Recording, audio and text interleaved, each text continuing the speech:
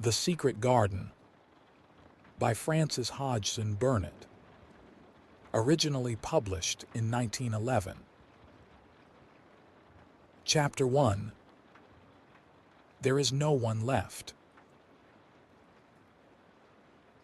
When Mary Lennox was sent to Misselthwaite Manor to live with her uncle, everybody said she was the most disagreeable-looking child ever seen.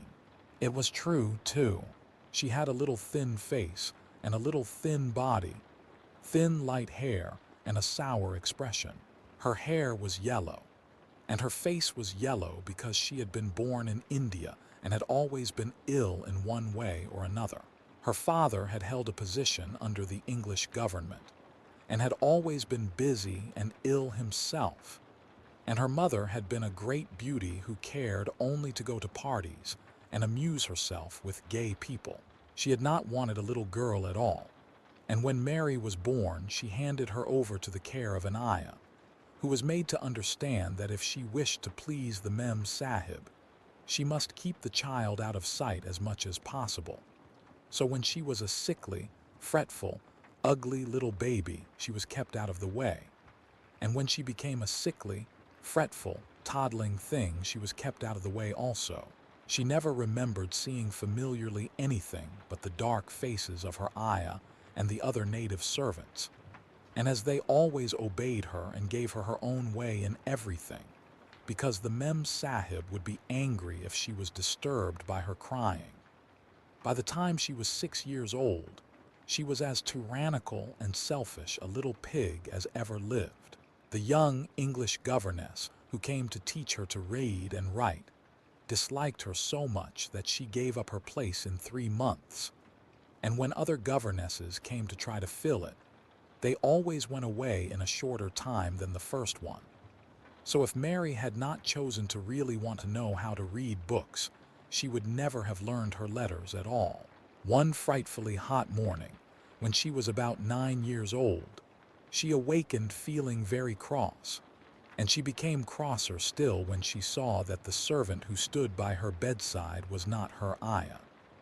"Why did you come?" she said to the strange woman. "I will not let you stay. Send my ayah to me." The woman looked frightened, but she only stammered that the ayah could not come, and when Mary threw herself into a passion and beat and kicked her, she looked only more frightened and repeated that it was not possible for the ayah to come to Missy Sahib. There was something mysterious in the air that morning. Nothing was done in its regular order, and several of the native servants seemed missing, while those whom Mary saw slunk or hurried about with ashy and scared faces. But no one would tell her anything, and her ayah did not come.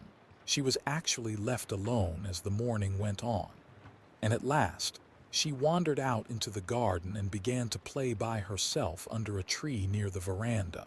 She pretended that she was making a flower bed, and she stuck big scarlet hibiscus blossoms into little heaps of earth, all the time growing more and more angry and muttering to herself the things she would say and the names she would call Seti when she returned. "Pig, pig, daughter of pigs," she said, because to call a native a pig is the worst insult of all. She was grinding her teeth and saying this over and over again when she heard her mother come out on the veranda with someone. She was with a fair young man, and they stood talking together in low, strange voices. Mary knew the fair young man who looked like a boy. She had heard that he was a very young officer who had just come from England. The child stared at him, but she stared most at her mother. She always did this when she had a chance to see her, because the Mem Sahib, Mary used to call her that oftener than anything else, was such a tall, slim, pretty person and wore such lovely clothes. Her hair was like curly silk, and she had a delicate little nose which seemed to be disdaining things, and she had large, laughing eyes. All her clothes were thin and floating, and Mary said they were full of lace. They looked fuller of lace than ever this morning, but her eyes were not laughing at all. They were large and scared and lifted imploringly to the fair boy officer's face. "Is it so very bad?" "Oh, is it?" Mary heard her say. "Awfully," the young man answered in a trembling voice. "Awfully, Mrs. Lennox. You ought to have gone to the hills 2 weeks ago." The Mem Sahib wrung her hands. "Oh, I know I ought," she cried. "I only stayed to go to that silly dinner party. What a fool I was." At that very moment, such a loud sound of wailing broke out from the servants' quarters that she clutched the young man's arm, and Mary stood shivering from head to foot. The wailing grew wilder and wilder. "What is it? What is it?" Mrs. Lennox gasped. "Someone has died," answered the boy officer. "You did not say it had broken out among your servants." "I did not know," the Mem Sahib cried. "Come with me, come with me." And she turned and ran into the house. After that, appalling things happened, and the mysteriousness of the morning was explained to Mary. The cholera had broken out in its most fatal form, and people were dying like flies.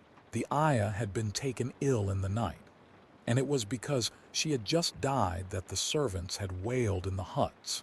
Before the next day, 3 other servants were dead, and others had run away in terror. There was panic on every side, and dying people in all the bungalows. During the confusion and bewilderment of the second day, Mary hid herself in the nursery and was forgotten by everyone. Nobody thought of her. Nobody wanted her, and strange things happened of which she knew nothing. Mary alternately cried and slept through the hours. She only knew that people were ill, and that she heard mysterious and frightening sounds. Once she crept into the dining room and found it empty, though a partly finished meal was on the table and chairs and plates looked as if they had been hastily pushed back when the diners rose suddenly for some reason. The child ate some fruit and biscuits, and being thirsty, she drank a glass of wine which stood nearly filled. It was sweet, and she did not know how strong it was. Very soon it made her intensely drowsy, and she went back to her nursery and shut herself in again. Frightened by cries she heard in the huts, and by the hurrying sound of feet, the wine made her so sleepy that she could scarcely keep her eyes open, and she lay down on her bed and knew nothing more for a long time. Many things happened during the hours in which she slept so heavily, but she was not disturbed by the wails and the sound of things being carried in and out of the bungalow. When she awakened, she lay and stared at the wall. The house was perfectly still. She had never known it to be so silent before. She heard neither voices nor footsteps, and wondered if everybody had got well of the cholera and all the trouble was over. She wondered also who would take care of her now her ayah was dead. There would be a new ayah, and perhaps she would know some new stories. Mary had been rather tired of the old ones. She did not cry because her nurse had died. She was not an affectionate child and had never cared much for anyone. The noise and hurrying about and wailing over the cholera had frightened her, and she had been angry because no one seemed to remember that she was alive. Everyone was too panic-stricken to think of a little girl no one was fond of. When people had the cholera, it seemed that they remembered nothing but themselves. But if everyone had got well again, surely someone would remember and come to look for her. But no one came, and as she lay waiting, the house seemed to grow more and more silent. She heard something rustling on the matting, and when she looked down, she saw a little snake gliding along and watching her with eyes like jewels. She was not frightened, because he was a harmless little thing who would not hurt her, and he seemed in a hurry to get out of the room. He slipped under the door as she watched him. "How queer and quiet it is," she said. "It sounds as if there was no one in the bungalow but me and the snake."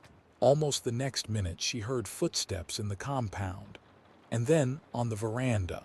They were men's footsteps, and the men entered the bungalow and talked in low voices. No one went to meet or speak to them, and they seemed to open doors and look into rooms. "What desolation," she heard one voice say, "that pretty, pretty woman." I suppose the child, too. I heard there was a child, though no one ever saw her. Mary was standing in the middle of the nursery when they opened the door a few minutes later. She looked an ugly, cross little thing and was frowning because she was beginning to be hungry and feel disgracefully neglected. The first man who came in was a large officer she had once seen talking to her father. He looked tired and troubled, but when he saw her, he was so startled that he almost jumped back. "Barney," he cried out, "there is a child here, a child alone, in a place like this. Mercy on us, who is she?" "I am Mary Lennox," the little girl said, drawing herself up stiffly. She thought the man was very rude to call her father's bungalow a place like this. "I fell asleep when everyone had the cholera, and I have only just wakened up. Why does nobody come?" "It is the child no one ever saw," exclaimed the man, turning to his companions. "She has actually been forgotten." "Why was I forgotten?" Mary said, stamping her foot. "Why does nobody come?" The young man, whose name was Barney, looked at her very sadly. Mary even thought she saw him wink his eyes as if to wink tears away. "Poor little kid," he said. "There is nobody left to come." It was in that strange and sudden way that Mary found out that she had neither father nor mother left, that they had died and been carried away in the night, and that the few native servants who had not died also had left the house as quickly as they could get out of it, none of them even remembering that there was a Missy Sahib. That was why the place was so quiet. It was true that there was no one in the bungalow but herself and the little rustling snake.